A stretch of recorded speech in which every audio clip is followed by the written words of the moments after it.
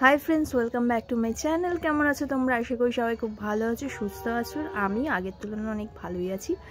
तो आज के सकाल सकाल आमी उठे गेছি আর সকাল সকাল না যেমন উঠি তেমনি ফার্স্টে ফোন আসলো, তার জন্য আমার একটু ঘুম ভাঙলো। তারপর ফোনটাকে কেটে দিয়ে আমি আবার শুয়ে পড়লাম। আবার দরজা ঠক ঠক ঠক ঠক করলো, তখন আমার ঘুমটা ভেঙে গেল।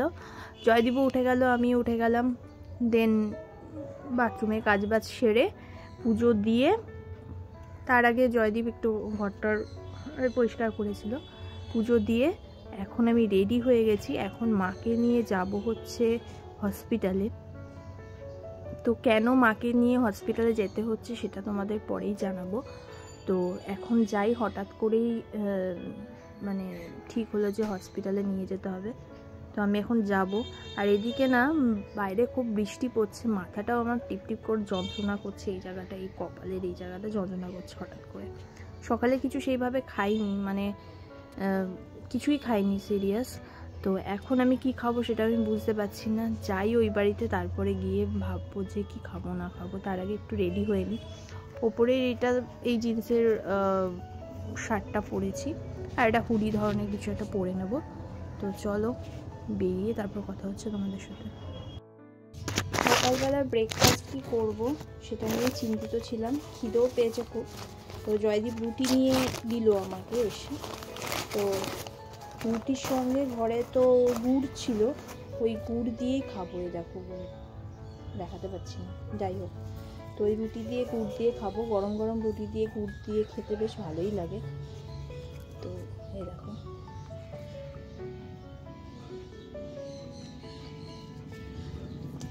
কোথাও বেরোলে না খালি পেটে বেরোনো যায় না।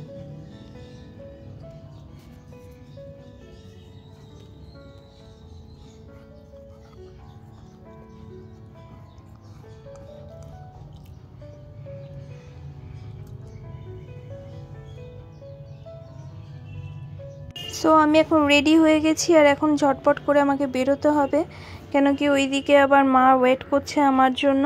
আর এদিকে দেখছি যে বেরোনোর সঙ্গে সঙ্গে দেখছি বৃষ্টি। ছাতা নিয়েছিলাম, বাট ছাতা আমার ইউজ করতে ইচ্ছা করে না। যাই হোক, অটো করে আমি যাচ্ছি এখন। আর অটো থেকে নেমেও দেখছি বৃষ্টি, আর এদিকে আমি হুডিটা মাথার মধ্যে চাপিয়ে যাচ্ছি। ছাতা তবুও আমি খুলবো না, কেমন করে চিন্তা করো। তারপরে মাকে নিয়ে বাসে করে যাচ্ছি হসপিটালে। এখন মা আর আমি মাকে নিয়ে হসপিটালে যাচ্ছি। তো বাসে করেই আমরা আসলাম। বাসে প্রচণ্ড ভিড় ছিল, তার জন্য আমরা ভিডিও করতে পারিনি, মানে আমি ভিডিও করতে পারি। তো চলো, হসপিটালে কাছাকাছি প্রায় চলে এসেছি, গিয়ে কথা হচ্ছে। কথা বলতে বলতে হসপিটালের প্রায় কাছাকাছি চলে এসেছি। আর এদিকে এতটা বৃষ্টি, তার মধ্যে এখানটা সাথে পুরো মানে রাস্তাঘাটটা এমন, রাস্তা দিয়ে যেন হাঁটতে ইচ্ছা করে না সত্যি বর্ষার সময়। এই দেখো হসপিটালের কাছেই চলে এসেছি প্রায়। হসপিটালে ঢুকে যাচ্ছি, মার কাট করাই আছে, দেখি এবার কতক্ষণ লাগে। আরে হসপিটালে সব কিছু দেখানো হয়ে গেছে মাকে। আর মাকে কি বলেছে সেগুলো তোমাদের সঙ্গে পরে ডিসকাস করছি। এখন আমি যাই, রিয়ার ঠিকানায় মাকে নিয়ে যাব। মাকে বললাম যে তোমাকে এখন আর বাড়ি যেতে হবে না, একবারে খাওয়া দাওয়া করে তারপরে যাবে। তাই জন্য একটু সবজি কিনছি রিয়ার ঠিকানার জন্য। বেগুন কিনছি, টমেটো কিনছি, টমেটোর দাম জিজ্ঞাসা করছি, দরাদরি করছি। যাই হোক, সবজি টবজি কিনে তারপর বাসে করে ফিরলাম হচ্ছে এই রিয়ার ঠিকানার কাছে। তারপর ওইখানে মুদিখানা থেকে আমি নিলাম পনির, নিয়ে বাড়ি ফিরছি। বাজার টাজার সব করলাম, ভালো টাকায় বিল হয়ে গেল।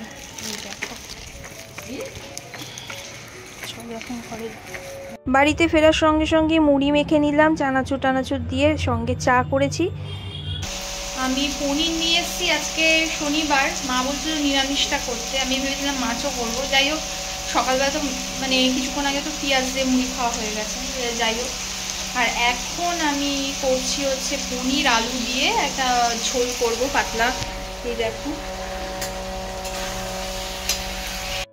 এই দেখো আমার রান্না তো স্টার্ট হয়ে গেছে। পনিরগুলো ভেজে জলের মধ্যে ভিজিয়ে রেখেছি। আলুগুলো বেশ ভালো তাড়াতাড়ি সেদ্ধ হয়ে গেছে। তো এর আগে আমি ভিডিওটা স্টার্ট করেছিলাম, স্টার্ট করে তারপরে দেখলাম যে আদৌ স্টার্ট হয়নি। এদিকে আমি বকবক করেই গেছি। যাই হোক, আমার কিন্তু আলুটা প্রায় কষানো হয়েই গেছে, এবার পনিরগুলো দিয়ে দেবো, হয়ে যাবে। পনির আর বেগুন ভাজা করে নিলেই হয়ে যায়। তো দেখা যাক কি করি।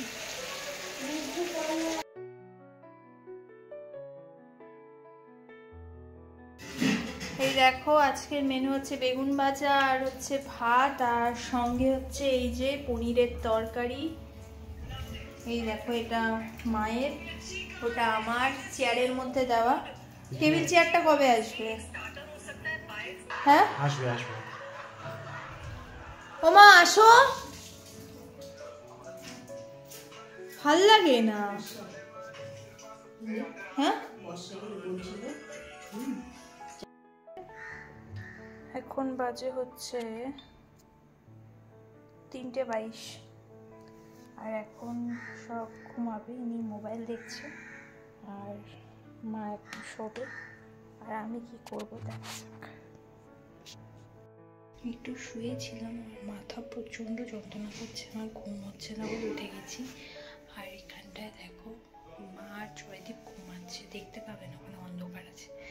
আমি কিচেনে চলে এসেছি আর এখন ওই একটু ফিশ ফিঙ্গার করবো, তো ম্যারিনেট করাই আছে, আরগুলো রেডি করে নিই তারপর করব।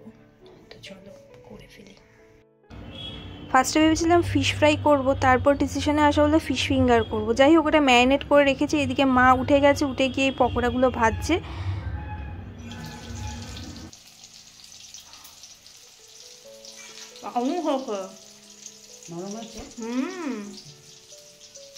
এই দেখো ফিশ ফিঙ্গারের জন্য রেডি করছি, এগুলো সব হয়ে গেছে রেডি। আর এখানে হচ্ছে বেবি ফিশ ফিঙ্গার, আর এটা হচ্ছে মা বাবা ফিশ ফিঙ্গার। কেমন হয়েছে বলো?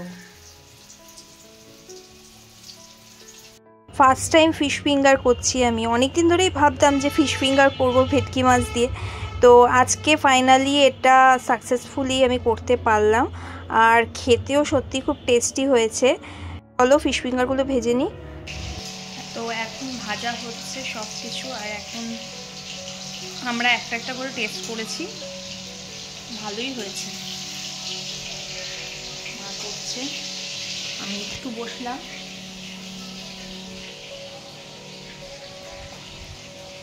এতটাই তাড়া দিচ্ছিল আমার মা জয়দীপ যে আমি ফিশ ফিঙ্গারগুলো খাওয়ার সময় ভিডিও করতেই ভুলে গেছি। যাই হোক এখন আমি ফিরছি, আমরা সবাই, মা আর জয়দীপ যাবে স্কুটিতে, আমি বাসে করে বেরিয়ে যাব, কেন আমার এক অন্য জায়গায় যাওয়ার আছে আর কি।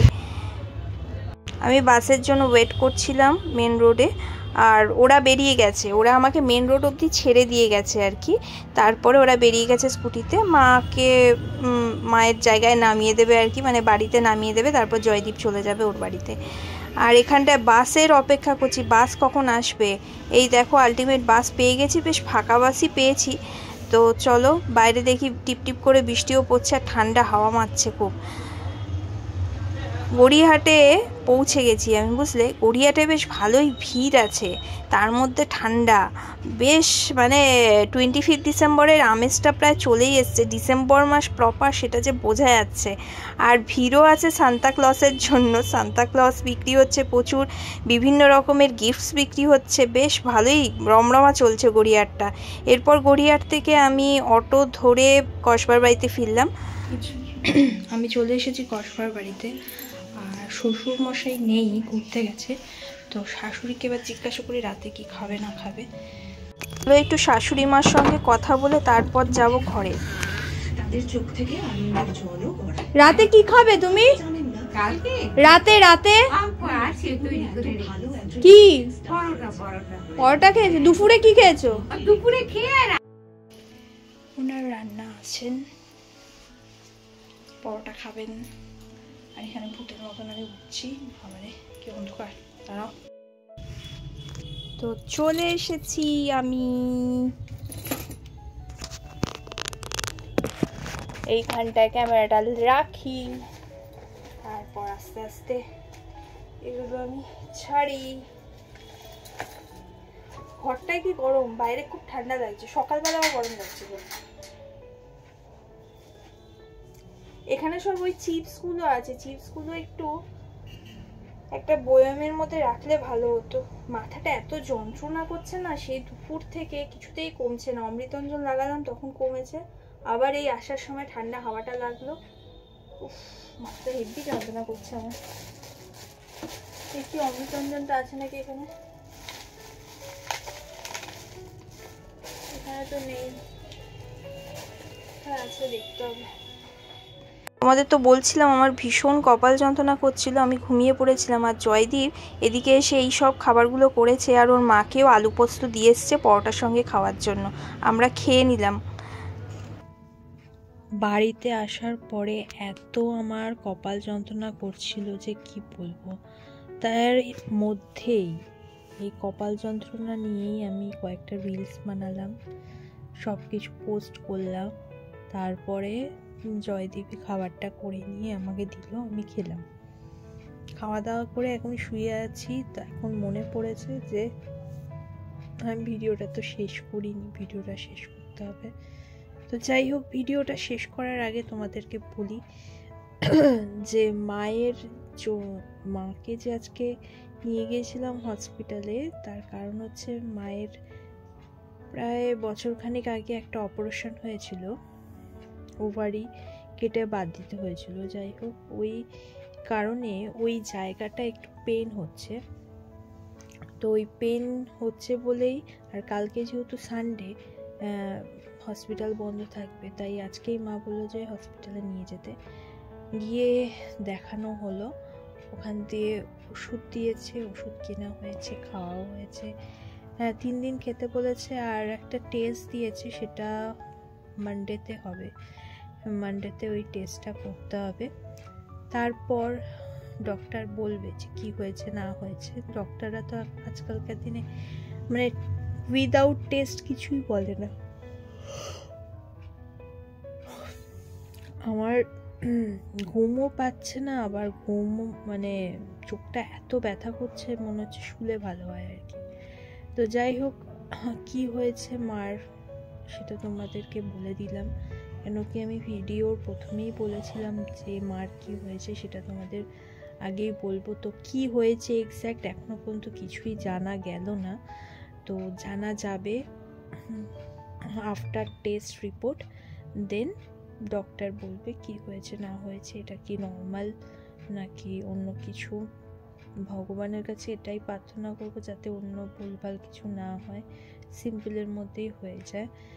আর এই কয়েক বছরে আমাদের সঙ্গে অনেক রকমের অনেক কিছুই ঘটে গেছে। মানে আমাদের বাড়ির 3টে মেয়ের অপারেশন হয়েছে। আমার হলো গলব্লাডার স্টোন, বোনের হলো অ্যাপেন্ডিক্স, মায়ের হলো ওই ওভারি। 3 বছরের মধ্যে আমাদের 3 জনেরই প্রত্যেক বছরে কিন্তু অপারেশন হয়ে গেল। এর আগের বছর মানে এই বছরে জানুয়ারি মাসে আমার অপারেশনটা হয়েছিল। ফার্স্টে হয়েছিল হচ্ছে বোনের, তারপরে মার হলো, তারপরে আমার হলো। তো যাই হোক, আমি চাই না যাতে আর অন্য কোনো রকমের বাধা আসুক, উল্টোপাল্টা কিছু হোক। কেন কি এই হসপিটাল বাড়ি করতে করতে আমাদের অবস্থা খারাপ হয়ে যায়।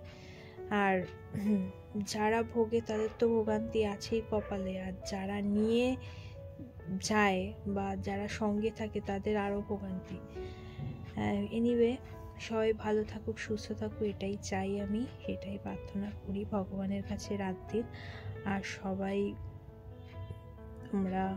আমাকে সাপোর্ট করো, তোমাদের সাপোর্টেই আমি কিন্তু অনেকটা দূর এগিয়ে যেতে পারবো, যেতে চাইও, হার্ডওয়ার্কও করতে চাই, তো করছিও।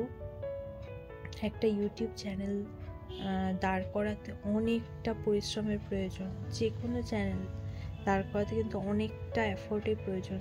সেটা যদি না দেওয়া হয় প্রপার, তাহলে কিন্তু চ্যানেলটা দাঁড়াবে না।